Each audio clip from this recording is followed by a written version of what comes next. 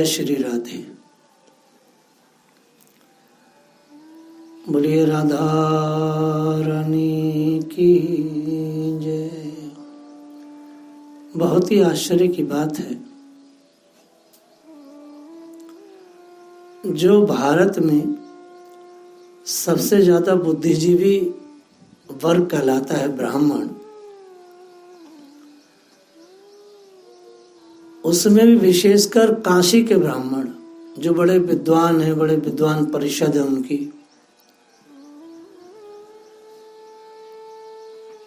पूर्वांचल के ब्राह्मण बड़े चतुर हैं, बड़े चतुर शिरोमणि हैं, साहित्यिक हैं, बड़े समझदार हैं, कोई शक नहीं साहब। लेकिन आश्चर्य इस बात का है कि विगत 70 साल तक यह ब्राह्मण पूरब के, विशेषकर काशी के मुल्ला गयासुद्दीन मुगल, जिसने अपना नाम मोतीलाल नेहरू रखा, और इशरत महल जो इलाहाबाद में है, जिसको आनंद भवन में उसने कन्वर्ट किया, एक मुगल परिवार अंग्रेजों से बचकर के इलाहाबाद में शिफ्ट हुआ और अपने को कश्मीरी ब्राह्मण कह के उसने भारत की, मतलब मुगलों ने पीछे के दरवाजे से भारत की सत्ता को अंग्रेजों से प्राप्त कर लिया। देखिए आप कितनी चतुराई की। और ब्राह्मणों ने उन्हें कश्मीरी पंडित मान लिया, उनके अनुष्ठान कराते रहे।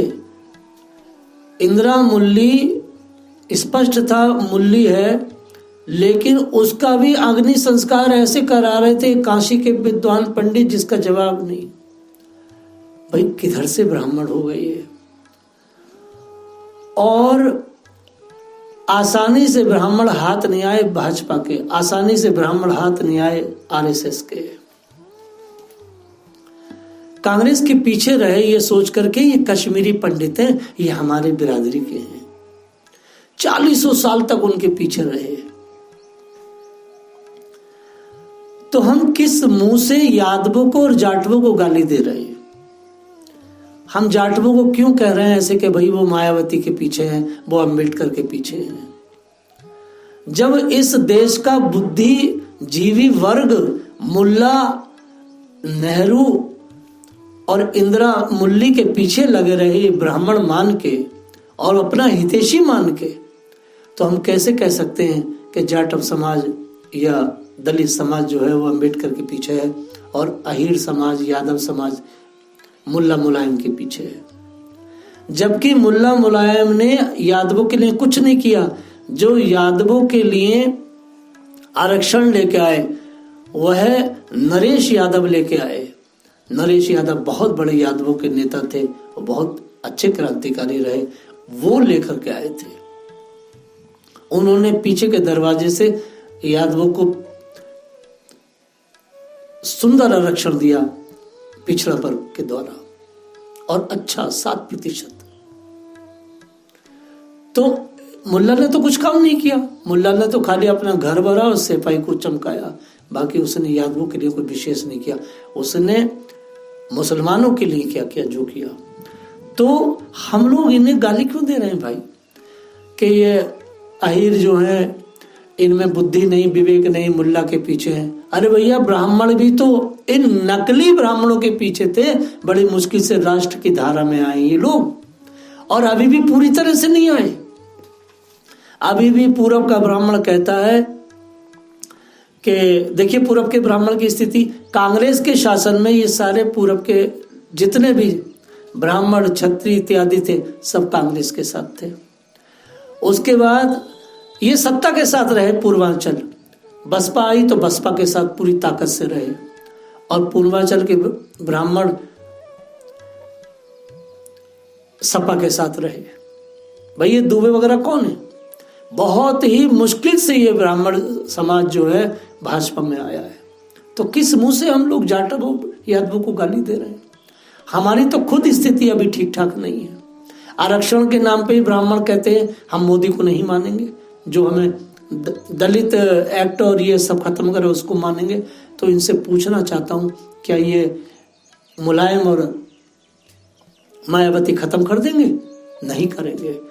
हमारा हर तरह से लाभ और भला संघ और भाजपा के साथ ही है, संघ और भाजपा के साथ। राम मंदिर बन गया है, राम मंदिर बन गया है, बड़ी अच्छी बात है। ये तो एक शुरुआत है।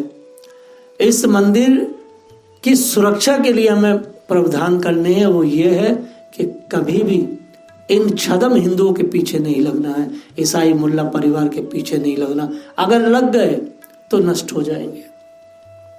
भारत हिंदू राष्ट्र की तरफ बढ़ रहा है, बस मात्र जो सेकुलर शब्द है जो इंदिरा मुल्ली ने जोड़ा था उसे हटाना है और हमारा हिंदू राष्ट्र स्वतः बना हुआ है, स्वभाव से ही हिंदू राष्ट्र है।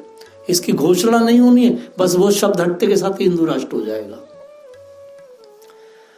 तो कहने का तात्पर्य यह है कि ये मोतीलाल नेहरू का मुल्ला परिवार इतना घातक है कि इन्होंने सत्ता के लिए क्या क्या रूप नहीं बदले। और पिंकी कहती है दादी की नाक फेल हुई तो दादी का चश्मा फेल हुआ तो अब वो अपने राजीव पापा के बाल ले आया पप्पू, अब वो भी फेल हो जाएगा तो पता नहीं ये माँ के ठुमके ना लिया है, क्योंकि ये तो पब्लिक के डिमांड पे कुछ भी कर सकते हैं विशेले नाग, इनसे सावधान होना है। हम राम जन्मभूमि मंदिर को उस स्तर से नहीं ला सकते हैं कि यहाँ पर मलेच्छ नहीं आए, क्योंकि हम राम जन्मभूमि को इस तरह से देखना चाहते हैं, सर्व समाज सारा संसार हमारे ठाकुर जी के चरणों में पहुंचे, नतमस्तक हुए, हम उसको ये देखना चाहते हैं। तो इसलिए वो चीज ना हो पाएगी, क्योंकि राम वंचितों के हैं, राम दलितों के हैं, राम आदिवासियों के भी हैं, सबके हैं राम। क्योंकि राम की जो राजधानी अयोध्या है वो विश्व की राजधानी बनेगी और विश्व की सांस्कृतिक राजधानी भी है, क्योंकि मनु महाराज इक्ष्वाकु वंश का वो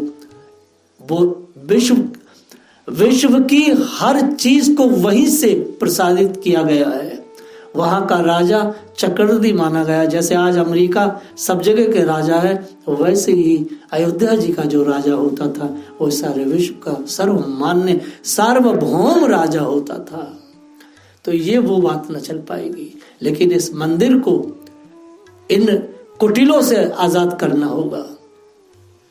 आप देखिए सबने खिलाफ बोला, ओवैसी ने खिलाफ बोला, अखिलेश ने खिलाफ बोला, लेकिन एकदम कांग्रेस पक्ष में आ गई। क्यों आ गई?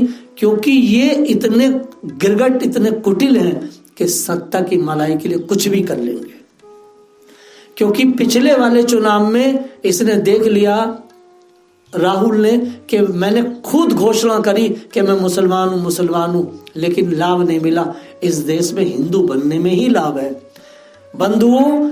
10 करोड़ मुसलमान भारत का हिंदू बनने के लिए तैयार बैठा है। अभी इस तरह का सर्वेक्षण हुआ है, 10 करोड़।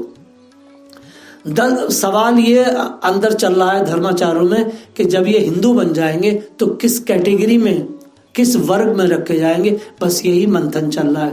10 करोड़ मुसलमान जो है हिंदू बनने को तैयार